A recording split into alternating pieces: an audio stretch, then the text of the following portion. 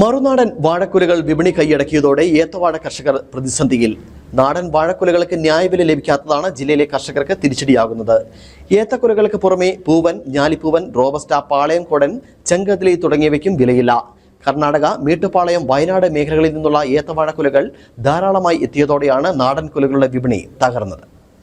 മറുനാടൻ വാഴക്കുലകൾ വിപണി കൈയടക്കിയതോടെ ഏത്തവാഴ കർഷകർ കണ്ണീർ കടലിലായി. നാടൻ വാഴക്കുലകൾക്ക് ന്യായവില ലഭിക്കാത്തതാണ് ജില്ലയിലെ കർഷകർ നേരിടുന്ന പ്രതിസന്ധി.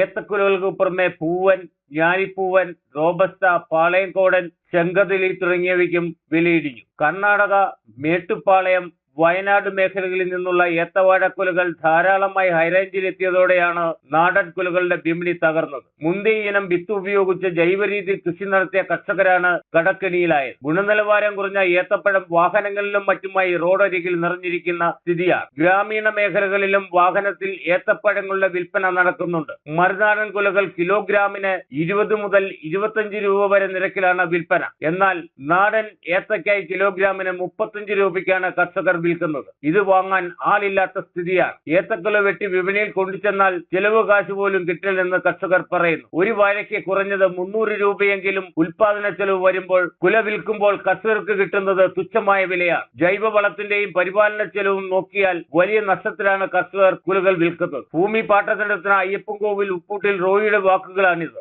കേരളത്തിൽ ഉൽപ്പാദിപ്പിക്കുന്ന വാഴക്കെല്ലാം ഭയങ്കര നഷ്ടമാണ്. ഇപ്പം ഞങ്ങളെ സംബന്ധിച്ച് കേരളത്തിലുള്ള കൃഷി ചെയ്യുന്നതാണ്. അന്യ സംസ്ഥാനത്ത് നിന്ന് വരുന്ന വാഴക്കൊലയ്ക്ക് അവിടുന്ന് വരുന്ന വാഴക്കൊല നിസ്സാര വിലയ്ക്ക് ഇവിടെ വയ്ക്കുന്ന കാരണം നമ്മുടെ ഇവിടെ കേരളത്തിൽ ഉൽപ്പാദിപ്പിക്കുന്ന ജൈവ രീതി കൃഷി ചെയ്യുന്ന വാഴയ്ക്ക് വിലയില്ല. അത് അവിടെ നിന്നുള്ളൊരു നിയന്ത്രണം വരും. നമ്മുടെ ഇവിടെ കേരള സർക്കാർ ഒരു നിയന്ത്രണം വെക്കുകയാണെങ്കിൽ നല്ല കാര്യമാണ്. അതുപോലെ തന്നെ അവിടെയുള്ളവരെ സംബന്ധിച്ചുകൊണ്ട് അന്യ സംസ്ഥാനത്തുള്ള അവരെ സംബന്ധിച്ച് അവർക്ക് നഷ്ടമില്ല.